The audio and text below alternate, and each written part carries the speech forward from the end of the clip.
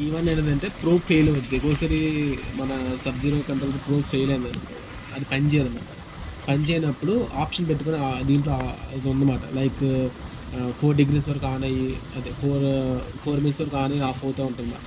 అంటే ఒకేసారి problem rectify అవ్వకపోయినా అంటే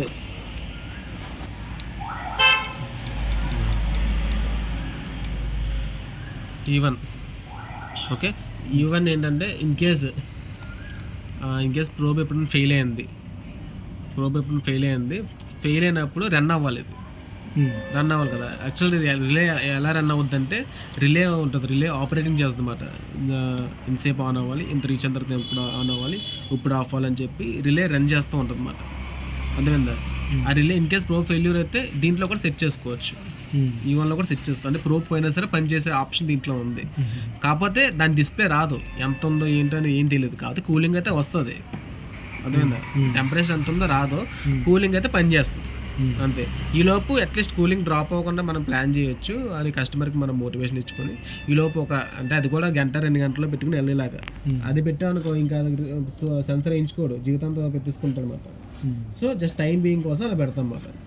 నెక్స్ట్ వచ్చేసి అలారం ఏఎల్. ఇప్పుడు దీని బజర్ ఆప్షన్ ఉంది. ఇప్పుడు అలారం మోగుతూ ఉంటుంది, కేక్ అని మోగుతూ ఉంటుంది అనమాట.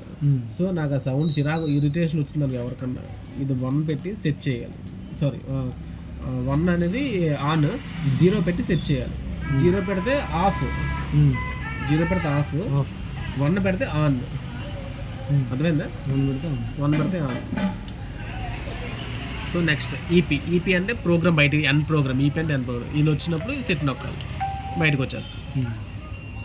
అర్థమైందా? అంతే, ప్రోగ్రామింగ్ చాలా ఈజీ. అర్థమైంది కదా? సో ఒకసారి క్లియర్గా చెప్పేస్తాను. డౌన్ ఏరో లాంగ్ ప్రెస్ చేయండి ప్రోగ్రామ్ మోడ్కి వెళ్ళడానికి. P1 వస్తుంది లేదా